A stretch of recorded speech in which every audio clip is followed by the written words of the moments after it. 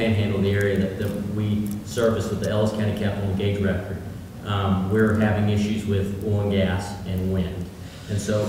my question to you is, what are your thoughts about the rumors swirling with rural legislators and around the Capitol that Step Up Oklahoma has pushed the wind industry out of conversations, and then the rumor that the wind industry wants to move from ad valorem to GPT, and how that would affect rural schools? All right. Well, of course, they're both important industries to our state. And it depends on what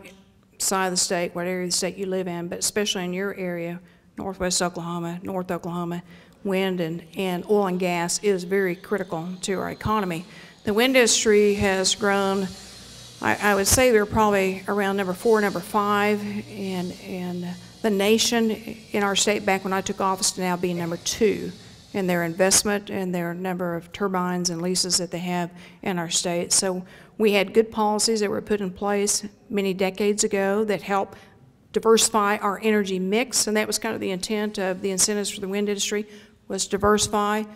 so we'd have different sources of energy besides just oil and gas, and we could better sustain the different cycles that we go through, the boom and bust cycles of the energy sector.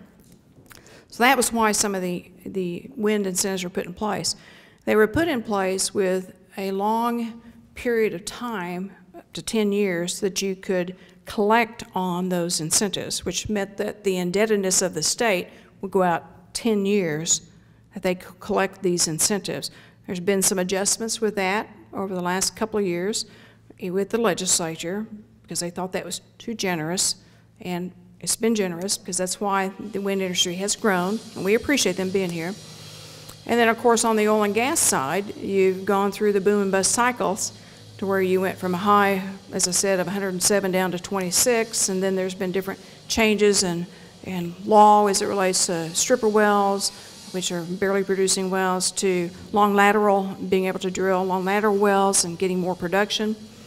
Those changes have been made, but it's always a fine balance between how do you take care of both industries without scaring off the investment and with also creating jobs and opportunities. What I've tried to do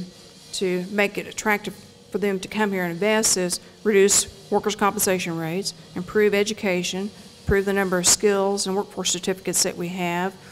work on things like lawsuit reform, which we did pass, work on our infrastructure with roads and bridges, those types of things that would help us create a stronger, more business environment so they'd want to come here. Now, as it relates to rural legislators and the fight and the balance between which one do you support, because they're both important, that's the balance that we're trying to find right now.